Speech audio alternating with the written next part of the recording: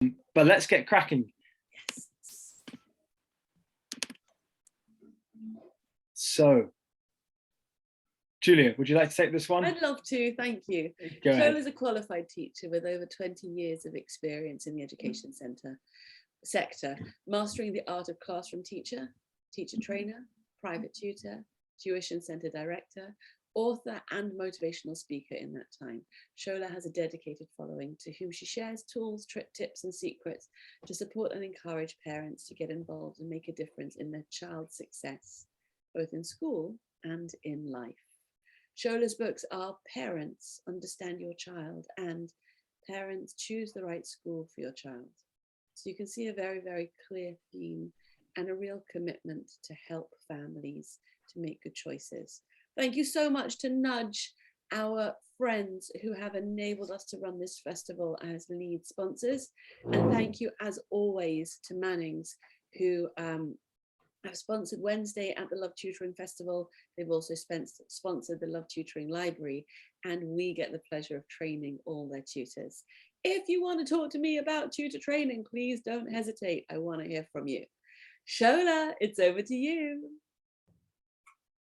Right, thank you so much for that introduction, Julia. Thank you, Luda, as well. And thank you for the whole QT team. I was just saying before the start of this session to Julia how impressed I have been with what's been happening over the last 2 days, well, day 3 today. And I'm really glad, you know, that I am here, not just to give, but also to learn as well. So I would start off by just introducing my assistant, Miss Taria, who would be helping me out with my slides today, and reason being, so I'd stay focused. So she's going to be doing the technical side of things for me today. And I do hope that we do take something away from today, because I know I'm in the midst of, you know, phenomenal tutors, teachers, educational organizations. So I do hope that we would be taking something away today. I definitely know that I will be taking something away when we break out into the sessions and when we give feedback later on. So, Miss T, where are the slides? Hey. Right, so thank you so much, Miss Taria. Excellent. So, as Julia has rightly said, the speech is around effective teaching. So strategies that accommodate diverse learners. So what I have actually learned over the years, and I can say that there's a few bits, and I'm of course still learning, is I've come across a number of students, you know, within the classroom setting and as well in tutoring, either face-to-face or within a group, and online rather, and there has been all sorts and different types of students that I have had the opportunity to come in contact with. So today we're going to be looking at, so the session will be broken down. Ms. T, can we move on to the next slide, please? Thank you very much. So the session today is going to be looking, or we're going to be talking about the introduction to diverse learners. So just mentioning who diverse learners are, and just a little bit on effective teaching. And as I said earlier on, I know I'm actually sitting in front of experience. You know, I'm sitting or speaking to quite a number of people here who have either just started out, who's still within the classroom, who want to step out into the tuition world, and those who've actually got a number of years under their belt. So we will, as I said, be learning from one another today. So we'll also be looking at effective teaching strategies, so some of mine, some of yours. So as I said, we will be getting some tips from you as well. I will definitely be looking forward to that. And then some others as well. I have been fortunate enough to have a number of my tutor friends and my tutors as well within the centres who's shared some of their effective strategies and their experiences. So we will be sharing that as well before we go. As I said, we are here, of course, to give and to take. So we will be sharing and we will be learning as sharing is caring, like we always say. And also, if we do have the opportunity to, with the time, because I know I do talk a lot, and I did one Ludo about this, we will go through some questions and answers towards the end. Okay, right, Miss T, the next slide. Right, so as I said, just a bit of an introduction into who diverse learners are. And I know that when I was actually thinking, I thought, okay, I'm going to put my teaching hat on from whilst I was in the classroom in London, where I used to teach many years ago, not a number of years ago, you know, and I did come across a lot of children who either have a completely different language to English. So diverse learners are students who differ from the majority of students in some way. So of course, within a classroom setting or within our sessions as tuition sessions, except for those who only tutor one-to-one, but of course you would have different students at different times. So they are the students who differ from the majority of students in some way. So this may include the differences in their native language, like I've said, the culture or their race, their mysteria, their religion, wake up miss, their disability, so kids who actually have some form of disability, and some in their academic ability. So of course, having a classroom or a setting of children with differing abilities, or some who have different learning styles. I mean, I'm so passionate or drawn to the learning styles, where a whole chapter in my book was actually talking about learning styles. So parents are aware that children learn differently. So we do have a diverse group of students who we see on a day-to-day or week-to-week basis, and also those who have differences in the social economic status. So these are what I categorize as diverse learners that a lot of us will have contact with during our teaching careers. Right, Miss, moving on to the next slide. So taking us now to what effective teaching is. Effective teaching, from my point of view, and as I said, we would also have the opportunity to kind of add on to this before we go, is for a set of lessons or a session to be termed effective, there has to be some form of knowledge of the learners or the students, or having a knowledge of their learning needs. I sat in with Gemma's session, I can't remember, I think it was on Monday, and she talked about the student profile. And that was something I was going to take away. So just the one-page student profile. So knowing who your students are would definitely make sure or help us to actually have an effective session or effective teaching. The session would have to be engaging. And of course, that would be where we engage with the child. And of course, if you know the child enough, you know, we've put some time into understanding the cultural background, understanding where the child is coming from, builds the relationship with the child, then there would be some form of engagement with the child. So there has to be some form of engagement. The child has to engage. There has to be an engagement. The next thing is it has to be interactive. So there has to be conversations going on. There have to be speaking back, as well as, you know, going backwards and forwards. So there has to be interaction in that lesson. Another one is it has to be an encouraging session or a lesson where the child feels encouraged and wants to come in for more. And also, there has to be some form of demonstration of learning. The child has learned something during the session or during the lesson. I know that this is a lot of stuff on here, but it's actually quite challenging.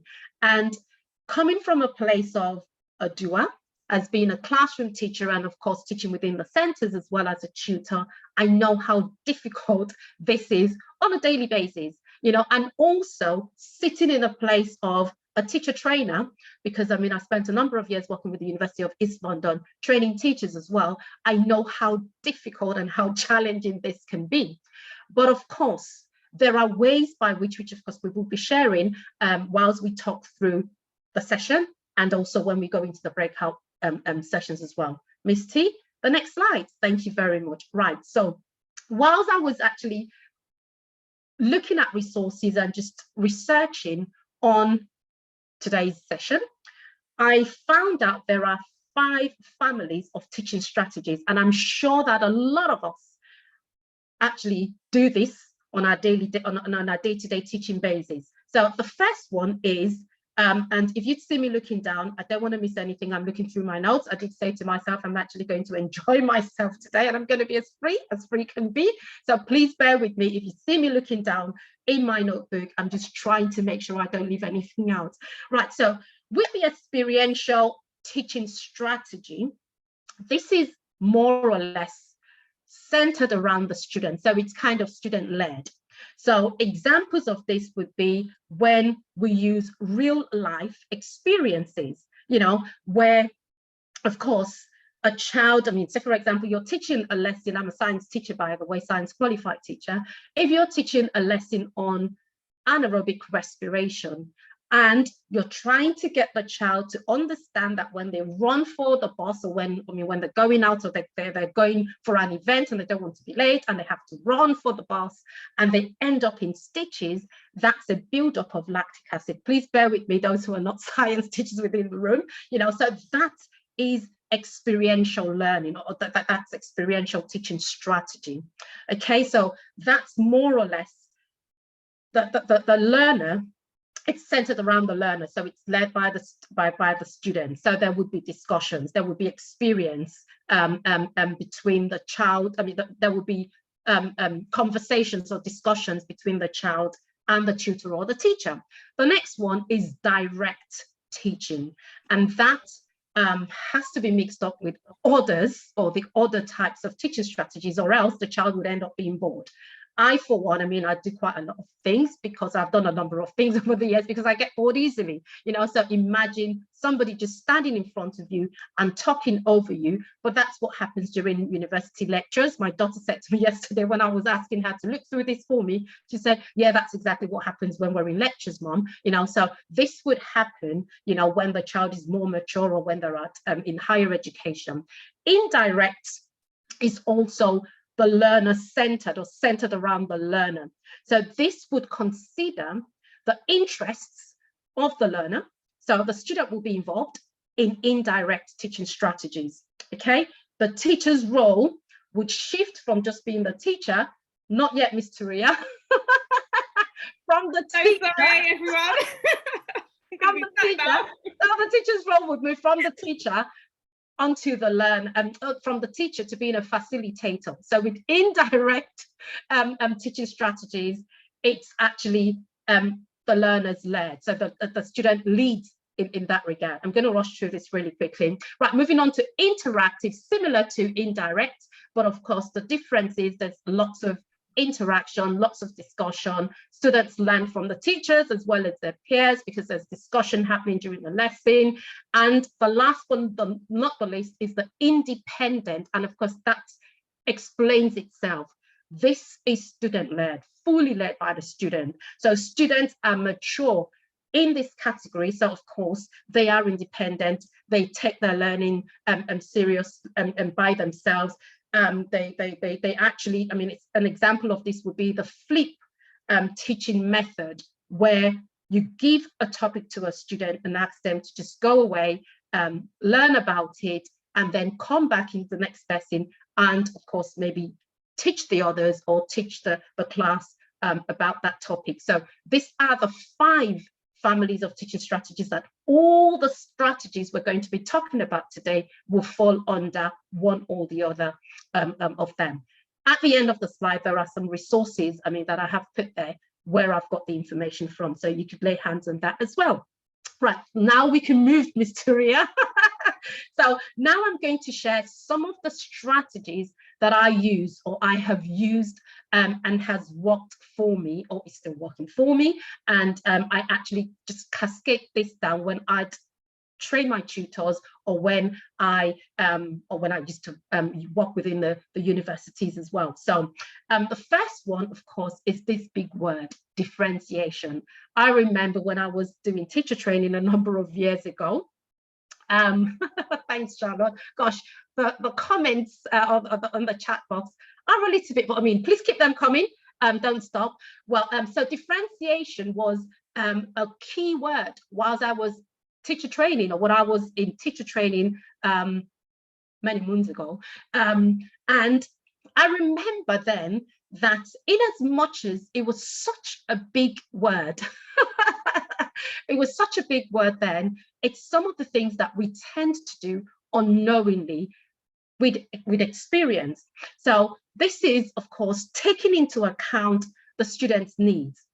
So it's either presenting the information or the knowledge differently to take into or to kind of meet the needs of the different learners within the group.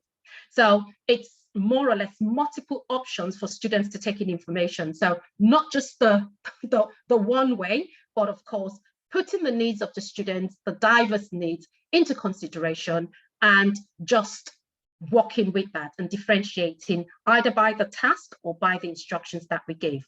So it's as simple as that. So use of language, use of different types of activities, just differentiating those.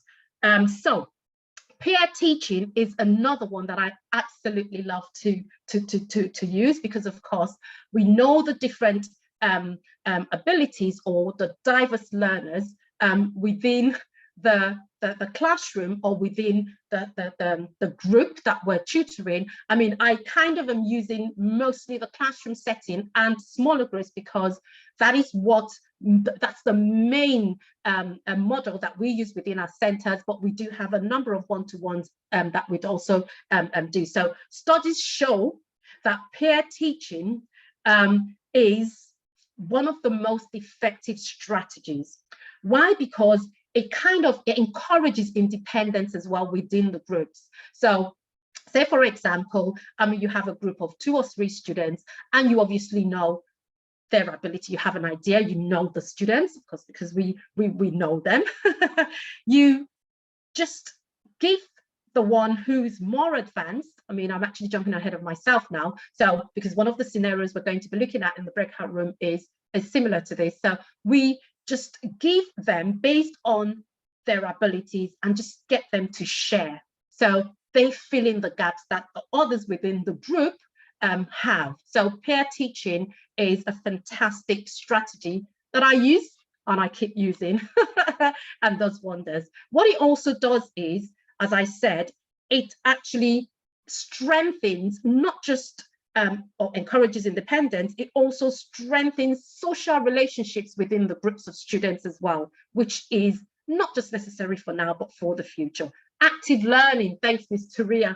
Active learning is learning where you get them to move, okay? So it involves movement. So for those who are the kinesthetic hands-on learners who want to move around, within the session, who want to, sing or dance, this is one of the strategies we use. I remember during the lockdown and we were all online, and I know I'd had this conversation with one of my friends who is actually on here. We did quite a lot of movement, the music, and I know that when they move on to the next tutor, they're like, oh, miss, when are we going to do the music bit? So just activities that would help some form of movement. So active learning is also another effective strategy that I use and I keep on using. Miss, the next one. Group work. So this could either be working in twos or as a pair, or working in a smaller group. That's the model that we use within our centers, or mostly within our centers. Why? Because there is a lot of benefits that we have actually seen over the years, because the kids not only, work together within the centers, they also, kind of become friends afterwards, and their parents are like, oh, okay, we're having play dates and so on and so forth, but this actually will be useful. This is how I actually do this, because we have an assessment at the start of every child coming into the center. We have an idea of their interests, and mostly for the boys, it's football, and I have a football son who loves football, so I kind of get all the tips from him. I know what's happening, so pairing students in groups where they have similar interests, or similar learning styles, that also helps, because what you can do is start a conversation, and then the lesson follows on. So it also helps with planning the lesson. So that, okay, there's actually the African Cup of Nations happening right now, or, you can actually start off an activity, with that in maths, or of course with the English or whatever the subject. So also working in groups. That's another strategy that I tend to use and I enjoy using. Peer teaching again, I don't know where that came from. Missed the next one. I knew that there was something, that was going to be wrong. So, but hey, questioning as well. So the use of different levels of questioning, and that also helps. So for those children that are, I know that Gemma talked about the HLP, HLP on Monday, you'd know that you could actually target your questions as high level, open-ended questions where you can get more information. And for those that, are not as high as that, so special kids, I like to call them, we can also ask them questions, but on a closed-ended level type of question. So questioning, especially at the start of the session, or whilst we're actually going through a reading session, and that also is an area I use. Miss, next one, thank you. Culturally aware techniques. This is one that I remember when I was teaching in London, like I said earlier on, I had quite a number of students coming in, from, of course, Africa, from my cultural background. And what I found out was these children were struggling, not because they cannot cope with what's been learned, but because there is a cultural difference between where they've come from and where they are right now. So what I tend to do is, of course, with the permission of their parents and of course some of the senior leaders back then, I would try to help them by using the language and understanding that's familiar with the student. Okay, there's a bit of an echo there, but right. So that was some of the strategies that I also use today when I do have students, and also use some of my teachers as well. So I know we had a teacher who used to teach at the center who was Polish. So when we do have some of the students who come in, we tend to just assign that student to Miss, so that she can help them settle in and also help them break that cultural barrier that sometimes sets them behind. There are others as well, which I would just mention. So I have actually started talking about one. So using some of the resources, that's our human resources, as in our teachers, our tutors, to kind of help bridge that gap. And also using some of the students. I know that what we also used to do back in the day at school was just assign a child who has a similar background, or it could even be their ability academically, just to help settle the child in so that learning can happen. So that was another effective strategy that I used to use and I still use up till today. Right, I think now is the time that I've been waiting for. Yeah, good timing, 10:30. Right, so now we're going to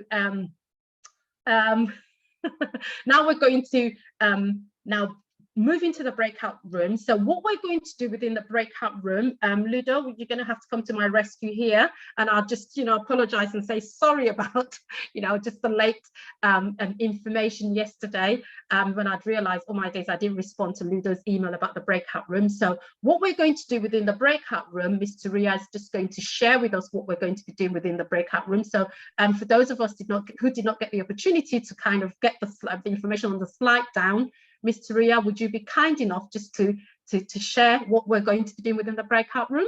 Of course, sorry, I was too eager. As you can see, I'm a bit trigger happy with my buttons today. Well done.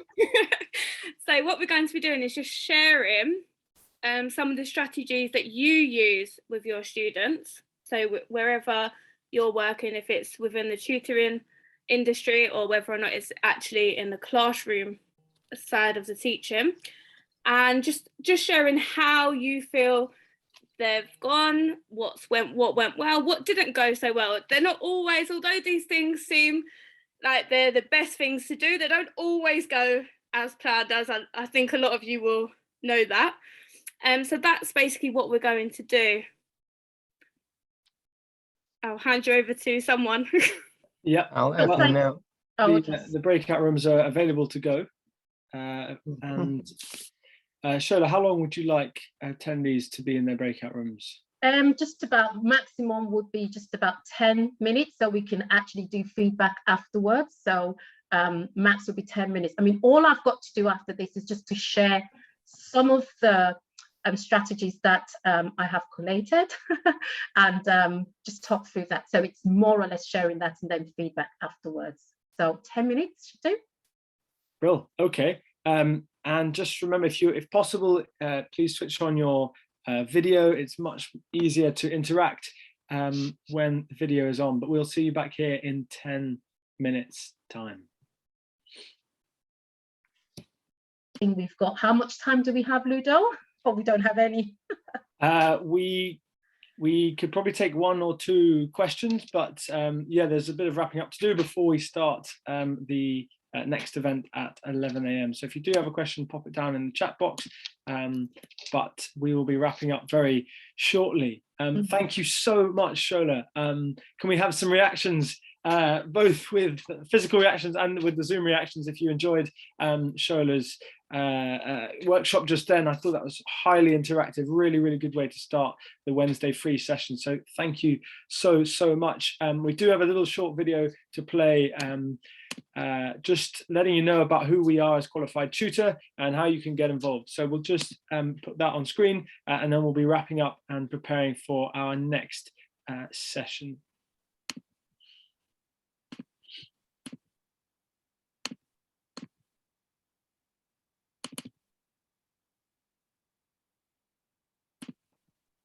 The world is changing. And so is the world of tutoring. What it means to be a tutor is transforming before our eyes. Subject specialism is no longer enough. And going it alone won't serve you or your students. That's why Qualified Tutor matters. Qualified Tutor matters. Qualified Tutor matters.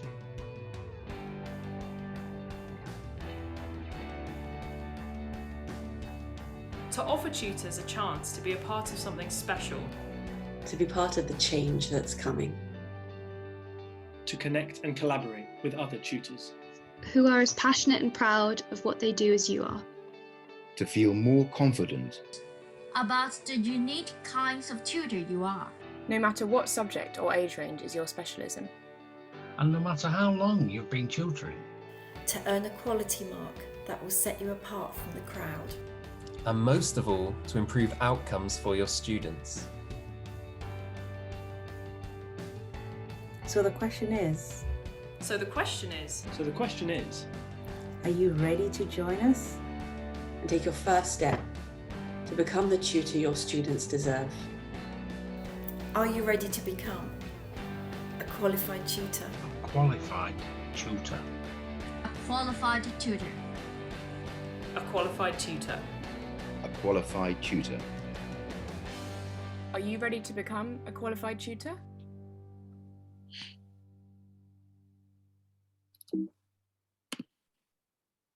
Okay, so that's a little bit about us. That's a little bit about Qualified Tutor. The question ringing in your ears, hopefully there, are you ready to become a Qualified Tutor? Just to let you know that there is a very special Love Tutoring Festival discount off all of our training options with the code LTF15. I've just popped that in the chat there. So if you'd like to continue the journey with Qualified Tutor, if you enjoyed the learning this week, this is how we do things around here. There is a cohort starting for both our CPD accredited course and our level 3 qualification this coming Monday, the 31st of January. So you can book on to those very, very shortly. Shola, thank you so much. We'll be wrapping up here. I hope you enjoyed talking about what you do. It's a real pleasure to invite you to the festival. I'm sure we'll see you back at the festival in the future as well. I am jumping on, Ludo. There's no doubt about it. I'm convinced. I had a lovely time. Thank you very much once again for the great opportunity. Glad to be here. And thanks to everyone as well. It's been a great audience. Thank you. Thank you, Shola.